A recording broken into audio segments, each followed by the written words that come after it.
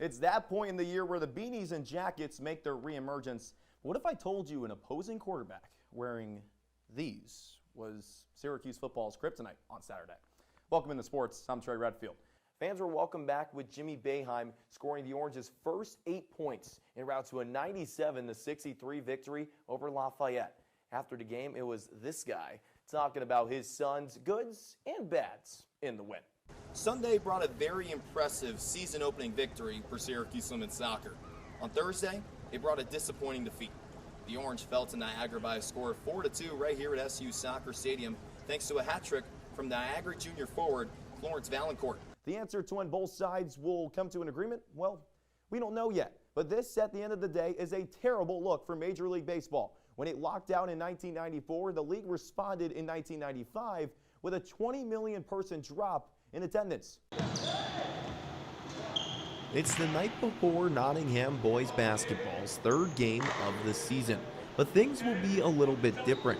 Bulldogs head coach Derek Jackson resigned earlier this week because he chose not to take the COVID-19 vaccine. With Jackson out, Antoine Ballinger takes over with respect to his longtime friend's decision. So I 100% support him, as he's one of my extended family members here in Syracuse. He is a firm believer on freedom of choice, and he felt like the vaccine mandate was taking away his choice of not receiving the vaccine. Ballinger takes over at a rough time. Nottingham went 2-10 last season, owning a 10-game losing streak. With Jackson being forced to resign, players took another emotional toll this week. It was emotional for sure, because D-Jack put a lot into us, put a lot into Coach Twan, but we're just moving forward from here. It's not going to be no different. Coach Jackson leaving just added more fuel to the fire. Coach Ballinger's head coaching tenure begins tomorrow night at Henninger at 5 o'clock. And even though Coach Jackson didn't want to take the shot, his former team still wants to honor him. This season will be dedicated to Coach Jackson, but I feel like it's time for Nottingham to bring back a sectional championship, and they want to do it for him in the school. That would be the least we could do for Coach Jackson and for Coach Twan. So that's definitely the end goal.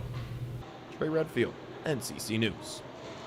Syracuse football traveled to one of the most hostile college football environments on Saturday. Did the Orange sleep with one eye open, or did Virginia Tech grip its pillow tight?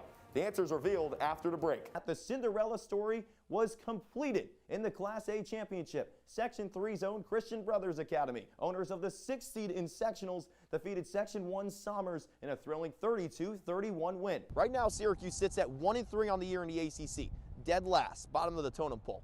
So what you got to do? You got to win big against these two teams, Virginia and Charlottesville, this upcoming Saturday. And then after that, you have Notre Dame over in South Bend. Joe Girard and Buddy Boeheim scored over 20 points in Tuesday's win over Indiana. But who was lacking? It was Symir Torrance again. Head coach Jim Boeheim says it's time for the Marquette transfer to kick it into gear. The reason why Adams was a little upset after today's win was because of the shot on goal number next to Syracuse's number 2. 10 shots on goal today for the Orange, but they weren't able to find the back of the net until midway through the second half. It wasn't just the ground game going for SU, it was also the passing game, even without Taj Harris. Over to Anthony Quealy, that's another piece of 6, 14-3 SU. In the second 45, Kevin Agadugu was firing early. A magnificent strike by the Norwegian, but Lucas Danhauer says, "Nai."